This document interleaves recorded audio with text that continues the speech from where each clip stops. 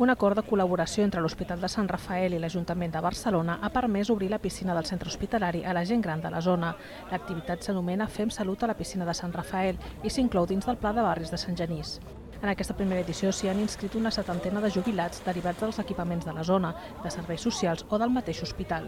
Treballen per grups i seguint les indicacions dels 4 monitors que s'han destinat.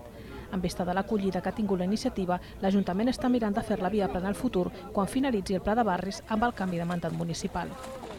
Ho estem parlant conjuntament amb el districte d'Horta-Guinardó, que aquesta activitat Fem Salut a la piscina pugui tenir una continuïtat quan el Pla de Barris no hi sigui i que puguin tenir els recursos necessaris, econòmics i de recursos humans per poder-ho tirar endavant.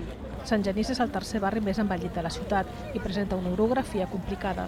Per això, des del consistori es fan propostes per afavorir la inclusió social d'aquest col·lectiu.